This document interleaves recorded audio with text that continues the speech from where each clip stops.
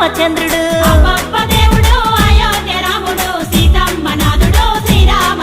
ఇక తండ్రి మాట దాటక అడవి దారి నడిచెను సీతమ్మ లక్ష్మణాత శ్రీమన్నారాయుడు.